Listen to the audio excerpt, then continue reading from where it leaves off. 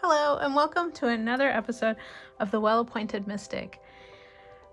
I recorded a very different video on Friday, and thanks Mercury retrograde, it cropped really weird, and so half the cards were not in the picture, in frame, and it was just a big mess. So rather than try to recreate what I did, I'm just going to record a new video. We're just going to do something different.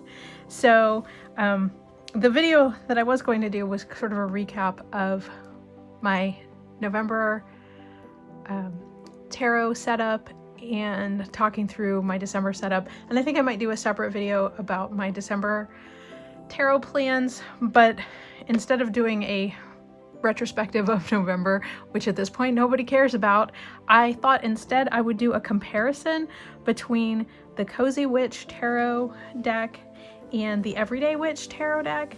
And I know that seems like a weird comparison, but stick with me here.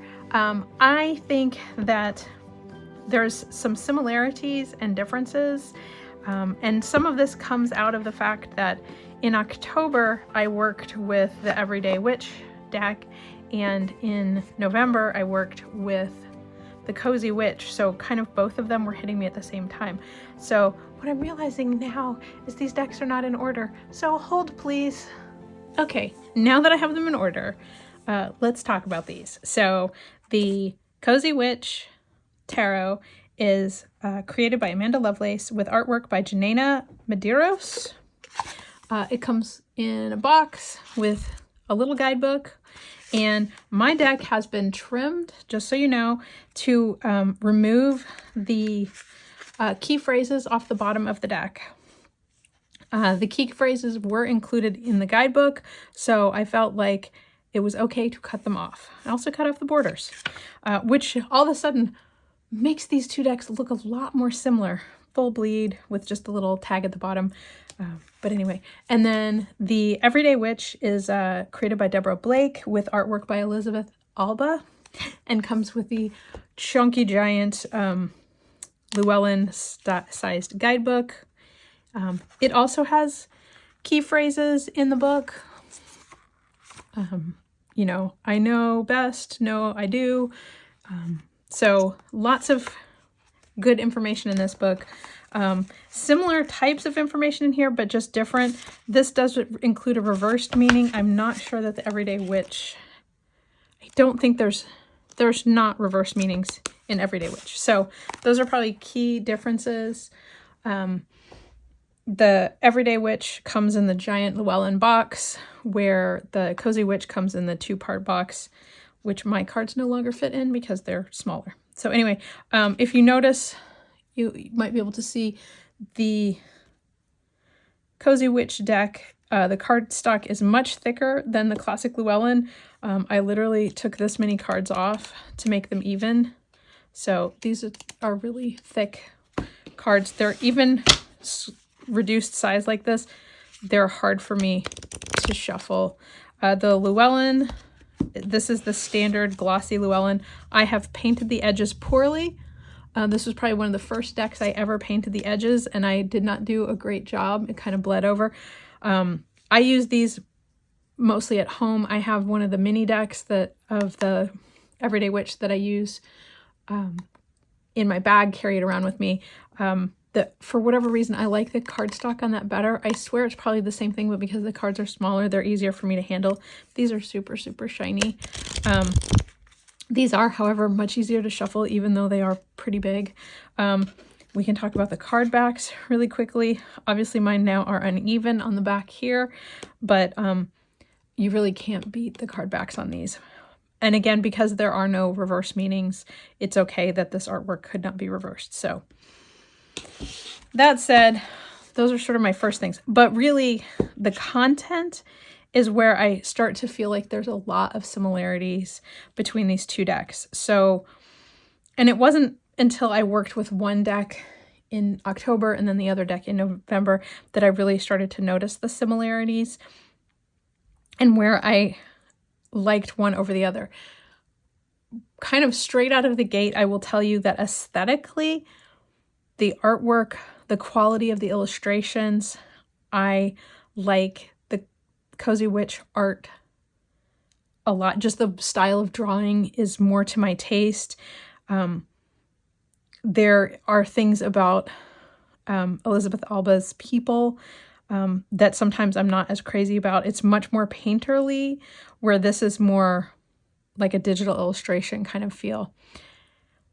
One is not better than the other, and honestly, the longer I use them, like, okay, spoiler alert, what's going to come out of this is that I prefer the Everyday Witch Tarot over the Cozy Witch. As much as I wanted to like this deck, went through the trouble of trimming it down to make it more usable, it has not worked out as well for me. And so that's part of why I'm doing this whole thing. So like, there you go. If you don't want to watch anymore, that's your takeaway. And it's not that this is a bad deck. It just, for me, didn't work as well as the Everyday Witch. So, and I know that there are people who have a lot of issues with the Everyday Witch because of some of the stylistic decisions that were made in the artwork, where it is sometimes including very contemporary elements, and then sometimes it's much more fantastical, sort of, medieval-y type artwork, or some combination thereof. And I get a little bit of that from Cozy Witch as well, but it is definitely more contemporary, and I think sometimes to its detriment. And so that's where I'm going with this. So, I mean, just the longer that I look at these two cards, the more that I'm like, this feels like someone taking a chance, taking a leap of faith. This is someone checking their outfit before they go out. Like, it doesn't, there's not as much of a risk taking. And maybe you could say it's the fact that she has her witchy hat on and she's going to go out in the world, that she's taking a chance of showing people who she really is. But I feel like that's a bit of a stretch. So at the Magician card, I feel like these both do similar things. One of the things that I did notice is that the Everyday Witch does include both male and female figures, where the Cozy Witch, I think, are all female presenting figures. So if that's something that makes a difference to you, that might be a plus or minus why you would want to use one deck over the other. I actually appreciate the mixture, just because I feel like we don't live in a world where there are no, there are gender differences and people who present differently. And I don't feel like any of the figures, maybe I'm wrong, but I'm okay with there being gender representation. Would I like to see more gender nonspecific? Sure. Can I interpret them as gender nonspecific? Yes. In this case, I feel like this figure could go either way.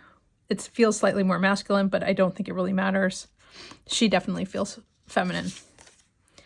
So with the High Priestess, I love that in both of cases, these figures have tarot cards. And again, these both do a fine job, and I think that they're both adequate in suggesting what they need to.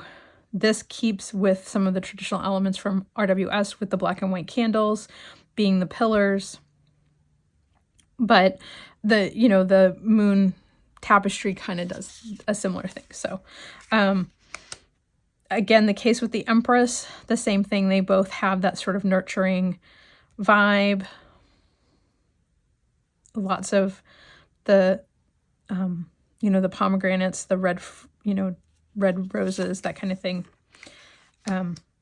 With the Emperor, this is one of the ones where this feels more authoritative figure.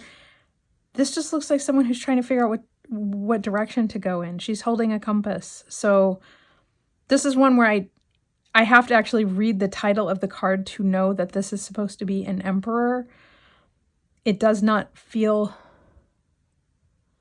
like a ruler, like someone who is got it all under control. Do you know what I mean? So this is a case where I feel like one does it better than the other. In the case of the Hierophant, both of these accomplish a similar goal. This is one of the cards that I think a lot of people have issue with because it feels so modern, with the figure basically teaching like a yoga or meditation class. But I think that it does have that sort of more of a teacher role than sort of the classic RWS Hierophant, coming down on high from the church type of vibe. I don't understand why she's orange. It's just a little weird. The lovers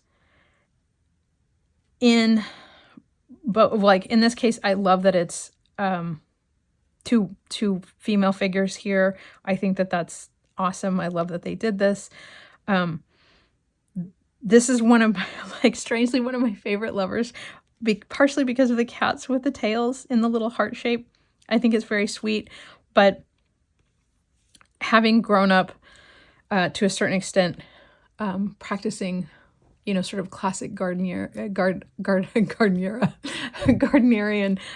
Wicca kind of thing in my early years, the whole hand fasting kind of thing feels really clear here, where this feels more just like a very romantic. I feel like this would make a great Two of Cups, but in this case for the Chariot, I think using a bicycle is a great solution to, sort of powered under your own steam. But I do like there's just something cool about a leather jacket, leather hat wearing witch on a motorcycle with the cat in a sidecar. Like, it's so cute. But I think that this is very much that it's like powered by your own will vibe. So I think these both work really well. This Strength card, it's beautiful and I love it, but I'm having a little trouble. Like, again, this is a card where if I covered this up and had to guess what this card was, I don't think I would guess the Strength card. I'm not sure what I would guess it as. It just doesn't have that, I appreciate when the lion is included. I feel like that always feels risky. It looks cute and fuzzy, but it can be very dangerous. So, I mean, there are other ways, and other people have interpreted the Strength card in other ways that I think are really great. This is not one of them, I don't think. So, both of these hermits, I think, are fine and accomplish the goal of sort of taking that time away, reflecting, kind of doing your own thing. I think it's great. This one, it's a beautiful card. Why the hell is it called a good luck charm? What? This makes me so mad. The Wheel of Fortune is one of my favorite cards in the deck, and I don't understand why you would. I mean, this is, like, I love the acorn. It's beautiful, but, like, why? I mean, if you want to have a good luck charm card, then add an extra card to the deck. Don't get rid of a card that has such an important meaning, like the Wheel of Fortune, which is about, I mean, we all know what the Wheel of Fortune is. Like, I'm sorry, I don't mean to preach, but, like, it's a significant card in the tarot deck that talks about, what comes up must, what goes up must come down. And if you're having a tough time, things are likely to turn around. But also if you're on the top, you need to be thinking about your future and, like, are you saving? And, like, it's a really important card, I think. And good luck charm is not a good substitute for that. Sorry, not sorry. Justice, I think that this is a lovely Justice card. I think she's amazing, and I love that she's, the symbols are stickers on her laptop. But sometimes I feel like this classic image of Justice with, the one eye peeking out, or, the elbow on the scales suggesting that, justice isn't always as black and white as we like to think it is a really good interpretation. Like there's something there.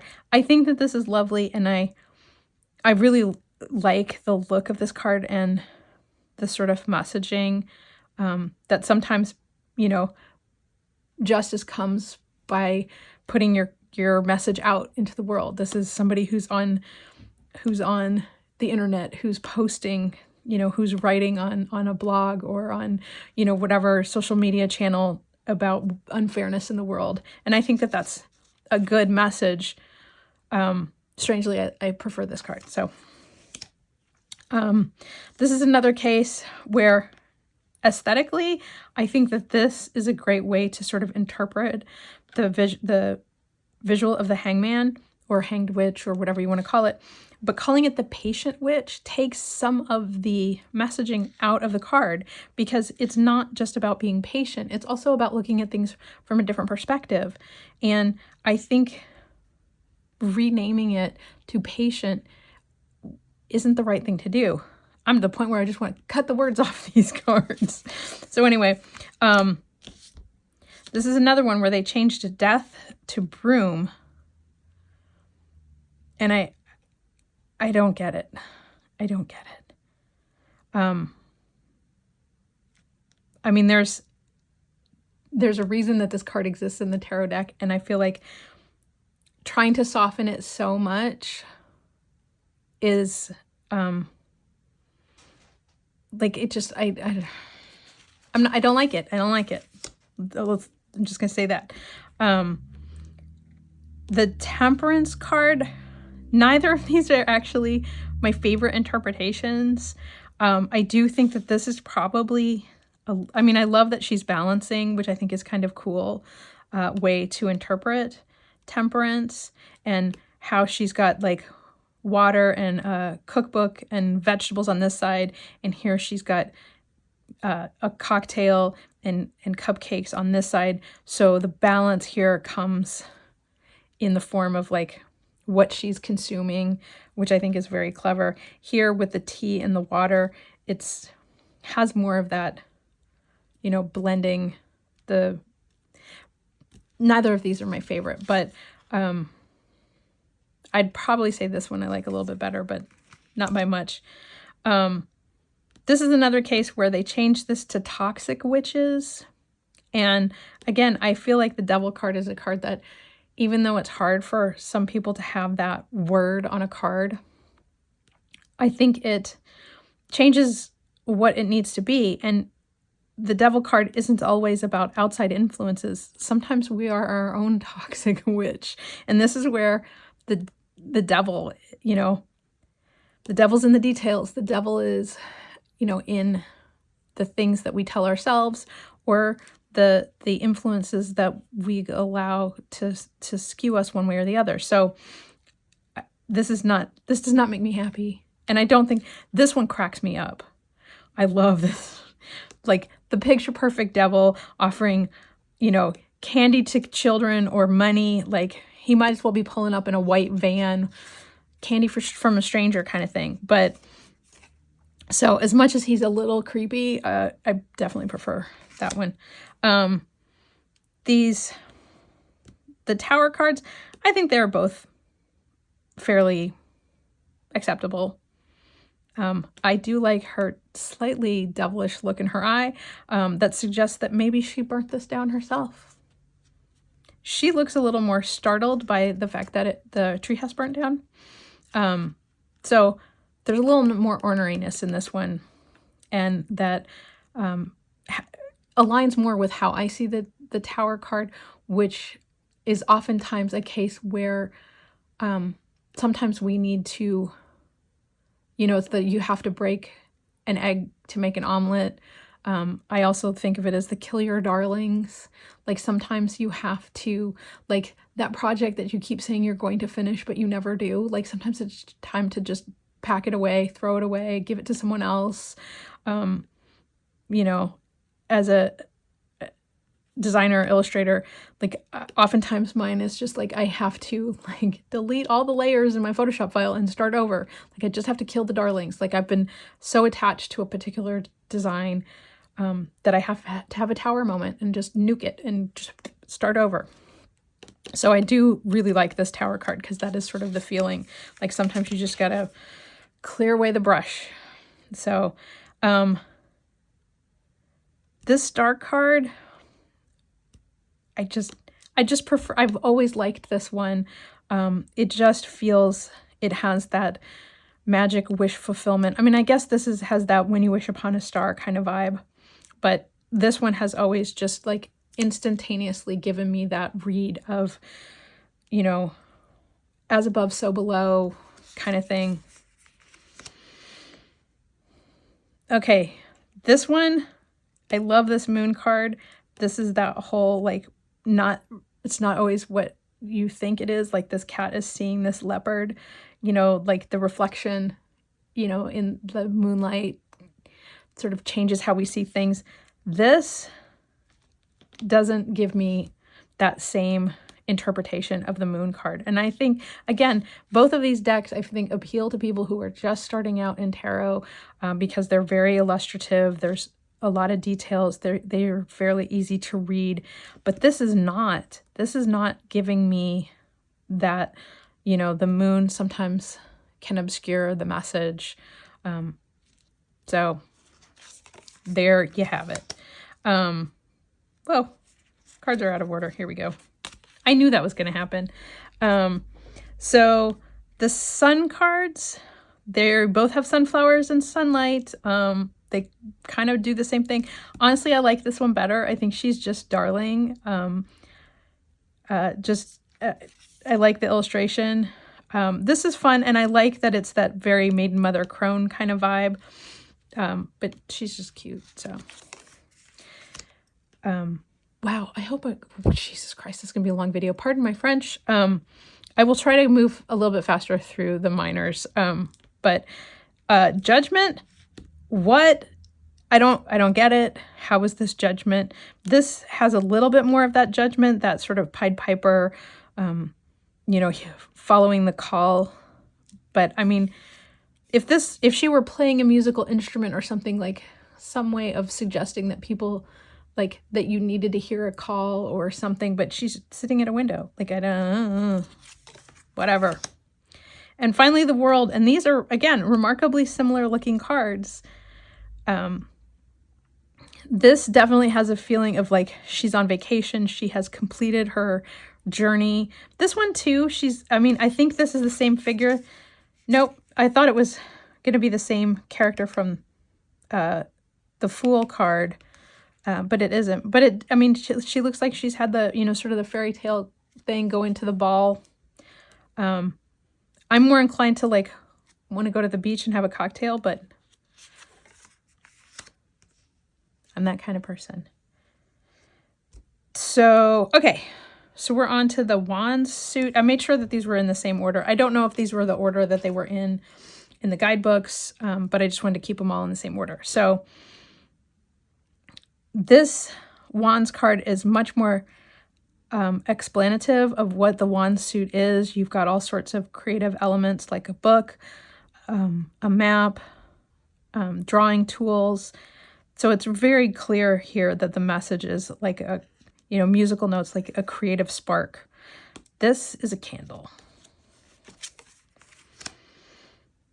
So the Two of Wands, this has your classic, you know, holding the globe and looking out over a scene.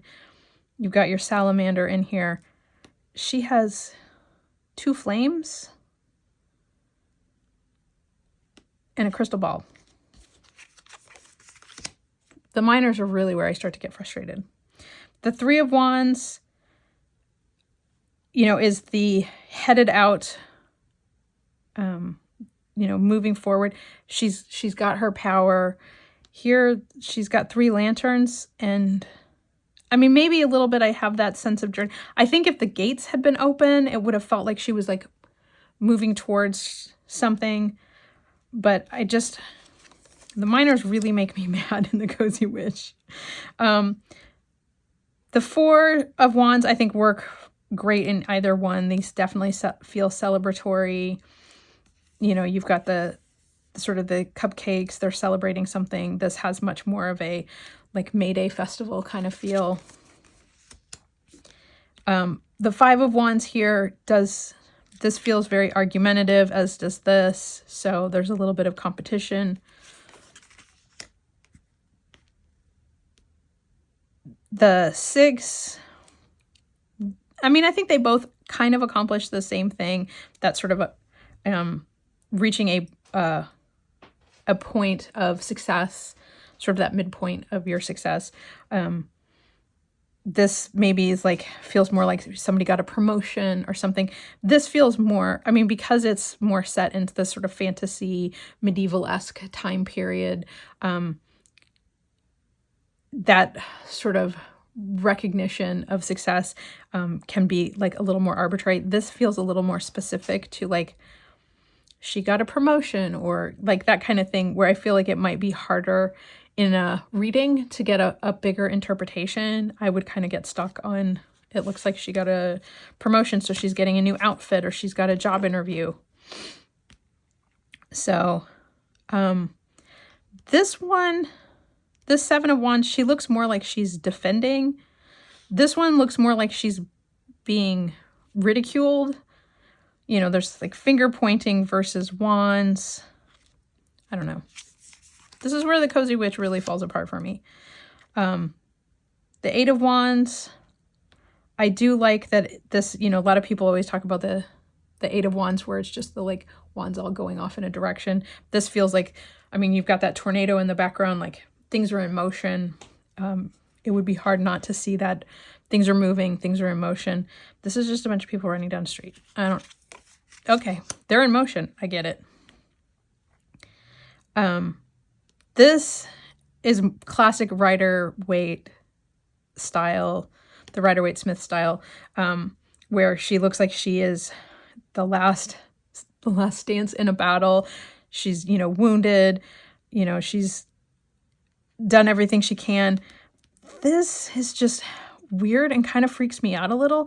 It looks like she's gotten burned by all of these candles, and it almost looks like self-harm to me. And I think that is just, I don't like it. I mean, if someone else has a better interpretation for this, please let me know. But to me, it just looks like self-harm, and I'm not sure that that's the message, but I could be wrong. The Ten of Wands, this one I don't mind. It definitely has that like carrying a lot of burden, could have asked for help, but you know, you're taking care of your responsibilities. This one too. But again, this is sort of your classic RWS style. The Page, this is sweet. I like the Page here with all of the flowers. It just has that sort of like kooky, creative spirit kind of thing. This very much reminds me more of like it's very similar to the Fool with the broom with the little bag tied on. But it definitely looks like somebody who's ready for a challenge, ready to take something on. The Knight, ready to fight that dragon, and I feel like this is a card that always needs to feel like it has action. Like a Knight of Wands is you know, and is ready for action, is ready to jump in there. This one looks like somebody escaping out the window. Like that doesn't, it's just weird. Not sure what that's supposed to say. The Queen of Wands. I don't know. I don't know what to think about these. I love that there's this dragon. She looks very in control.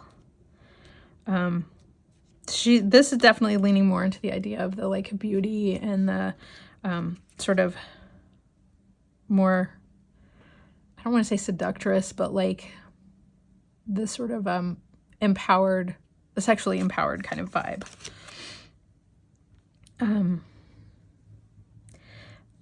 The King of Wands, like this one very clearly is somebody who's like, I mean, all the elements are here. They've got a plan. They're plotting things out. This one I don't get as a King of Wands. And this goes back to like some of the other cards where it's like the Emperor just didn't, there was like somebody sitting on a step. Like it just didn't have that more powerful, suggestive position. This Ace of Swords makes me so mad. Why is it so small? Like this is one, again, this is another card that I always really like, because to me, it always, usually, you know, on the RWS, it has the crown around it. So it's very clearly like a poke in the head is how I've always seen it. And it's like, what, you're going to poke me in the head with a toothpick? Like, that's not going to make me like the spark of an idea or the like, you know, this has that like, that Excalibur, like I have the idea, I have the plan. This is like, I'm gonna stab an olive and put it in my cocktail. Sorry, I'm like, I don't mean to be nasty about this. I'm just disappointed. I wanted to love this deck so much and it just fell flat for me. The Two of Swords. This one is unusual. Like the Two of Swords, honestly, I love the classic RWS image of the woman sitting blindfolded with the two swords crossed. I really like that image. So I think the concept is there of being blindfolded and throwing daggers at a bullseye. Like you're trying to make a decision, but it's sort of going into it blind kind of thing. This one, she really does just look indecisive. And I think the interpretation that I've always had is that, you know, you're picking between two things and neither one is better than the other. Like it doesn't necessarily have to be you're picking two bad things, but it could be two good things. And it's like you have to choose one or the other. Like, are you going to go to a concert you really want to see, or to, you know, some other event that you really wanted to go to? Like you're having to choose between two things. And, you know, you're going to be disappointed that you're missing the opportunity of the other one, or, you know, you're picking between two things that you really you don't want either one of them, you know, pay your taxes or wait and have to pay late fees. Like they're both bad. I don't know that either one of these really does this as well as a classic RWS, but if I had to pick, I don't know, maybe the Indecisive Witch one. So the Three of Swords. This one breaks my heart. It's so sad. She's crying and she's holding a book, coming out of the library holding a book with the classic heart with the three swords in it. So, I mean, did she read a sad story? This one, like, it really gets the heart of it. I love that the three swords are stabbed into a box of chocolates. And the journal is here, the spilled ink. I really like this interpretation. I know a lot of people don't like the three swords through the heart, but I think the three swords through the box of candy is very, very funny. So I think this was the card that actually made me go, oh my gosh, these are so similar. Like I need to talk about these together. The Four of Swords, it is almost identical, like the same, facing the same direction, which is interesting because in the classic RWS, the figure's facing the other direction. So, but these both accomplish the goal. I think her with a little water bottle is great, suggesting maybe she's having a rough time of it and needs to just take a little time. But yeah, the swords on the wall, it works. They both work. The Five of Swords. This one is interesting. I'm not I mean, it definitely feels like a split, a fight, a problem. This one feels like there's much more emotion in here. Honestly, I look at this one and I think, did her GPS tell her to go the wrong way? Like anyway, this one I feel like gives you more visual meat to chew on, says the vegetarian. Both of these I think do The Six of Swords, Justice. I like that they put the swords on all of her luggage. I think that's very charming. But yeah, so I think these are both fine. This one, I don't understand. She's squashing the spider with her shoe and thinking about the swords. Like, I guess it's thinking about, like, she has the power here, should she use it? But I often think that the Seven of Swords talks about, like, taking what you need, or are you taking things that you shouldn't? I'm not sure that this is the right interpretation. So, at least in my opinion. Please feel free to disagree with me. The Eight of Swords. I love that they put the swords on her hat. And what does it say on her hand? Deadline today. So she's definitely created her own problem that she could get out of by just completing the task. But again, this makes it a very specific type of situation where, because this is more of that sort of classic fantasy medieval vibe kind of thing, it can mean anything. The situation that you're in could be a relationship, it could be a work thing, it could be an emotional state. This just feels a little more like sort of work specific. So here's the Nine of Swords. And again, just the angles and everything. And again, most Nine of Swords have the same sort of vibe, which is the like swords hanging over the bed and somebody having a nightmare. So I do think both of these work really well in getting that point across. So the Ten of Swords, I'm tickled by the solution here of the 10 swords in her back are just on her jacket. And that it's basically a curse, but I don't understand the empty box. Am I just being like naive or just like thick? Like, why do I not get this? But yeah, so I think these both, I mean, this is very classic, swords in the back, Rider-Waite-Smith. I think this is a clever solution for this. I don't know that the bottle necessarily needed to say curse, because it's not a curse. I think part of the Ten of Swords is, like, I love the interpretation of, like, drama queen much? Like, is it really that bad, or is this just how you're seeing it? And sometimes it really is that bad. But also, like, in this case, it's got the sun coming up over the horizon. So, like, the worst has already happened. Whatever you think is the absolute worst thing has already happened. And you are still alive. And, she's reaching out for her broom. I feel like there's more story in this to grasp onto, where this, while I love this solution, I feel like there needed to be more story here to help tell that tale of, like, okay, so you feel like you've been jinxed, but, like, if there had been the sunrise here, or just, I don't know, a little more. But anyway, so the page, I love that they both have books for the Page of Swords. I love that this is a little library. I think that that's adorable. Like, this is someone, the Page of Swords would stop at every My Little Library box that they ever see, just to see if there's anything that they might not have read yet. So I think that this is a delightful Page of Swords. Is probably one of my favorite cards in the deck. The Knight of Swords, this is definitely leading more into a Knight of Swords who is the more academic side of it, the more sort of focusing on that, where this one is definitely a Knight of Swords who is going in to the fight, ready to be a debater, ready to tackle big issues. And I don't think that one is better than the other. I definitely think this is just a case of slightly different interpretations of the Knight of Swords. And I think that in this case, I like both of these.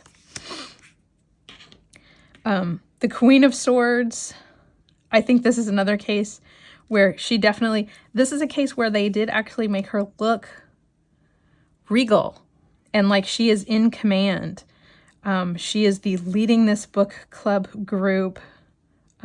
She is very self-contained, which is something that I always think that is important for a Queen of Swords. She is, you know, she's got all of her emotions under wraps. She is, she's going to tell it to you like it is, good or bad. So I think both of these work really well. This is much more a classic where she's on that sort of crystalline, very like stabby throne, but this one I think is a lovely one. And again, it's another card that I do actually like in this deck. And then it all falls apart in the King. Like, I do not get this King of Swords. I just feel like there needs to be a certain level of regalness in the court cards, particularly the Queen and the King, because they are, you know, the figures that should be what's the word I'm looking for? Like the matriarch, the patriarch, and not necessarily in a bad way, but that whole like leadership kind of thing. And I feel like someone sitting at a typewriter isn't giving me leadership vibes. It's giving me like, I don't know, board writer vibes. So this one is definitely like got the knowledge, that's surrounded by bookcases. I mean, there's bookcases here too, but it just doesn't have that like, this is someone you go to for that knowledge, for that information. So the Ace of Cups, there's a little bit of run over, but I always feel like the Ace of Cups, what I love so much is when it's just overflowing. Like that is the vibe that I always get, like the Ace of Cups, where it's just like the emotion is just running free. So I definitely feel like this does it a little bit better. This is a lovely card. It's beautiful. Don't get me wrong. But I think that I see this and I immediately get that emotional, the cup runneth over. Both of these, Two of Cups, do I'd say a decent job. This just looks, I mean, I like the legs sort of tangled together, so it definitely feels like there's a real connection there. This just feels like a very sort of picture perfect first date kind of thing. I don't know. It's sweet. I don't know that it gives me the same kind of vibes that I want from a Two of Cups, because I feel like this is what most people think of as the lover's card. This is that, whether it's in like a connection with a friend or a new contact, or it's like a romantic kind of connection. I want like sparks. I would, you know, and this maybe with that like sunset burst feels more like the sparks that I want to see. But yeah, both of these Three of Cups is lovely and, you know, gets the point across. I do think, as I've gone through this whole deck again, there's definitely more both body diversity and skin tone diversity in the Cozy Witch, but there's more age diversity, I feel like, in the Everyday Witch. So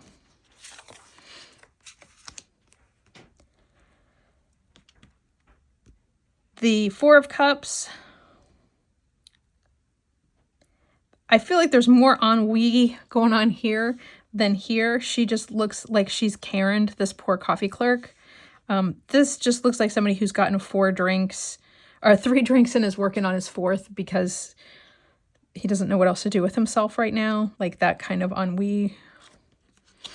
Or he's ordered different drinks. They all look the same. Like this lady has ordered, you know, a skinny half-calf latte and has decided she doesn't like any of them.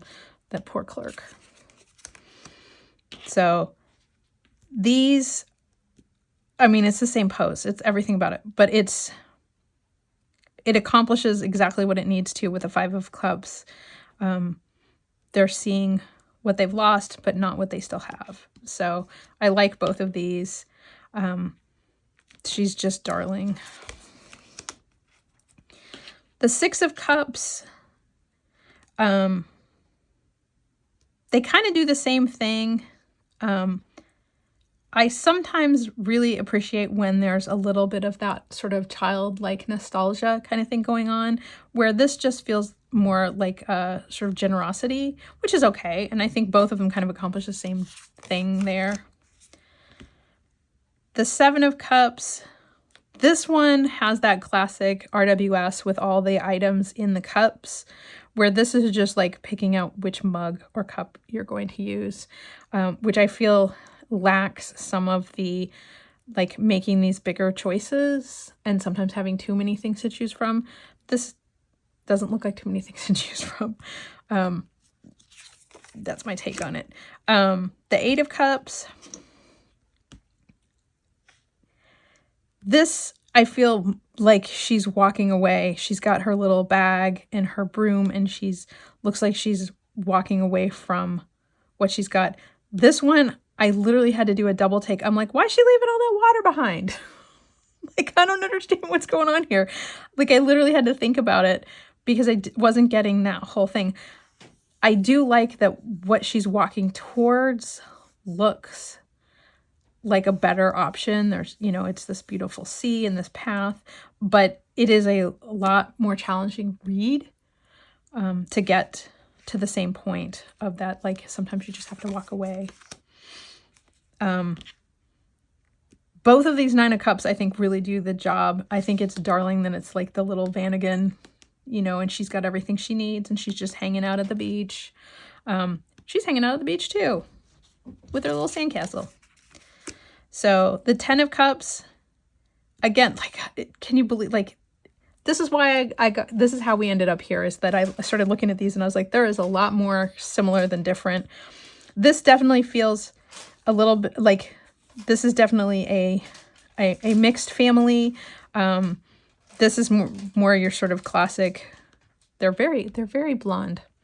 But it's that whole, this one does have the rainbow in it, which I always like when they have the rainbow. This one, I think the rainbow is supposed to be the quilt. But yeah, so Ten of Cups, classic happily ever after card. The Page of Cups, the thing that catches me here is that I actually always like when there's little goldfish in the cup. But this page with the painting definitely has that, like, getting started in a creative pursuit kind of vibe. This one, I mean, it's sweet and she's darling. This one, I get a better story right out of the gate. The Knight of Cups. I mean, I always think of this as the Prince Charming card, regardless of whether your prince is a Princess Charming or, just charming. This one feels a little more achy breaky heart kind of thing with the, like, this one. So it's just me. I think she's darling. She's got her poetry and her little tea. She's making hearts out of shells. So definitely, like, wears her heart on her sleeve. Should have been a heart on her sleeve. But this one is just like 100% the, like, I'm going to sweep someone off their feet today. The Queen of Cups, again, this is that whole, like, I don't know. Strangely, while I don't always like a pregnant empress, a pregnant Queen of Cups, I don't know, I'm okay with it. She's cute. I mean, she just, again, this doesn't feel as regal. And I think part of it is, like, at least here you have that sort of throne in the background. So, and then here we go. This is the one that really, this King of Cups, it's missing all of these elements, that really help to get that point across of, like, having all of the emotions under control and everything. And I'm like, she's just making a pour over. Like, okay, we're on the Pentacles, and then I promise I will let you go. I'm sorry this video is so long. So oftentimes it's just an Ace of Pentacles. I think it's fine. The Two of Pentacles, secretly a Selkie is what her t-shirt says. I think both of these accomplish the goal that they need to. I do like that she's on a little balance beam. The Three of Pentacles, both accomplish the same goal with it looking like people are working together. some kind of collaboration. The 4, I really like that he's sitting on this trunk and like sort of protecting his wealth or something. This, she's got little purses, wallets, but it's not clearly indicated that she's sort of like hoarding money or like, you know, protecting her wealth, that kind of thing. These both accomplish the same thing. And boy, if you needed a clear sign of what this was supposed to be, it says it right there. But I think that the thing that I've always appreciated, like I do like that there are always more figures here. So oftentimes there's that vibe of like finding shelter and protection, not just for yourself, but for your family, kind of thing. So the 6 of Pentacles, I'm amused that the finding extra wealth is found in the couch. I think that that's nice. But the classic meaning of the, wow, my brain just like totally gave out on me. The generosity. My cats are being crazy. I apologize.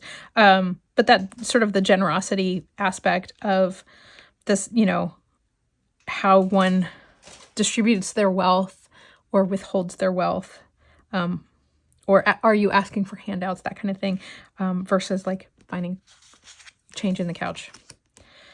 So the 7 of Pentacles, I think both of these accomplish the same goal of sort of like waiting for the harvest.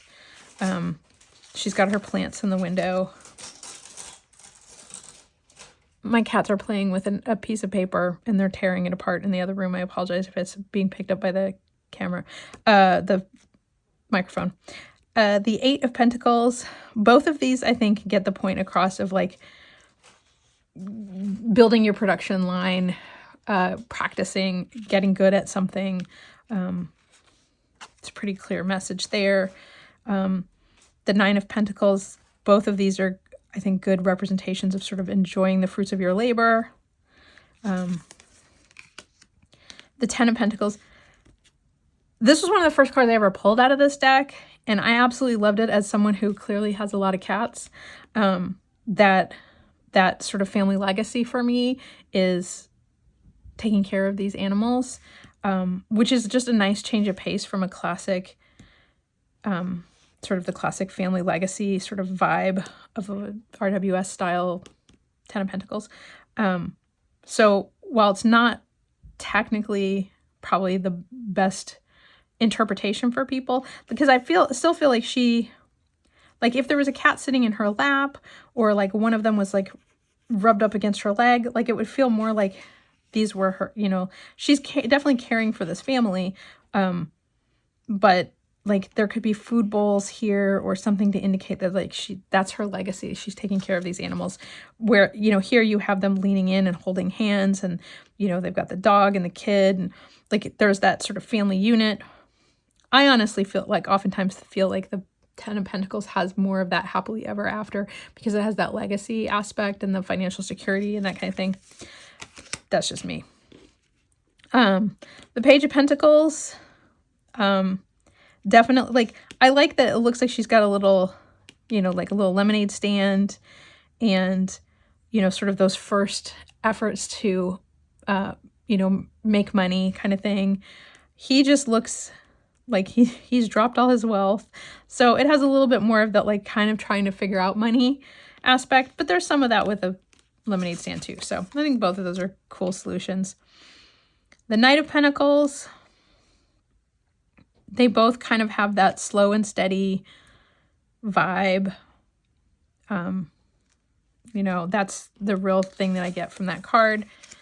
The Queen, this is one where it's like, this is another one where I'm like, well, she does have the bunny, which is very important, and there's no bunny in this one, but this has that lush garden that I always associate with the Queen of Pentacles. This is a card that's very important to me. It's represents my other mother. So, you know, she's the one who always made sure that we, you know, everybody's favorite thing was at dinner and like all that kind of stuff. So this one is just I don't know. It doesn't, again, it doesn't have that regal quality, that kind of thing. And then the King of Pentacles, it's the same thing. It's like this has that, the bounty and material wealth, and you know, you've got his, this has a little bit of that, you know, like this is a shopkeeper, shop owner, who clearly is doing well enough to just be hanging out on the front step. But this has that, those symbols of bounty and wealth that are just like